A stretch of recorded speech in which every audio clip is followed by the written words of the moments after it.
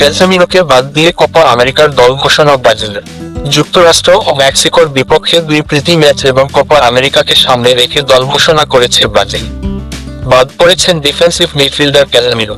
দলের জায়গা হয়নি পুনর্বাসনে থাকা নেইমার জুনিয়রের।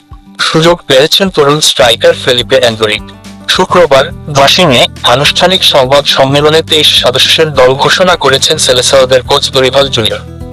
আগামী 21শে জুন পর্যায়ে উঠতে যাচ্ছে লাতিন ফুটবলের শ্রেষ্ঠত্বের লড়াই কোপা আমেরিকার। তার আগে 9 জুন মেক্সিকো ও 13 জুন যুক্তরাষ্ট্রের বিপক্ষে দুটি প্রীতি ম্যাচ খেলবে ব্রাজিল।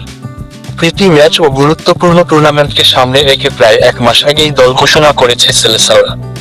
দলে একাধিক চমক রেখেছেন কোচ দরিভাল জুনিয়র। 23 জনের স্কোয়াডে সুযোগ পাননি অভিজ্ঞ ডিফেন্সিভ মিডফিল্ডার ক্যাসেমিনো। ইনজুরি কাটিয়ে পুনর্বাসনে থাকা তারকা ফরোয়ার্ড নেইমারকেও বিবেচনায় রাখেননি তিনি। বাদ পড়েছে রিচার্লিসন। তবে কোপা আমেরিকার দলে সুযোগ পেয়েছেন 17 বছর বয়সী ফরোয়ার্ড অ্যান্ডরিক।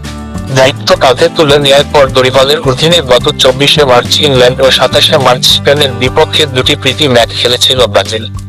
দুই প্রীতি ম্যাচের স্কোয়াড থেকে মূলত 23 জনকে বেছে নিয়েছেন 62 বছর বয়সী কোচ।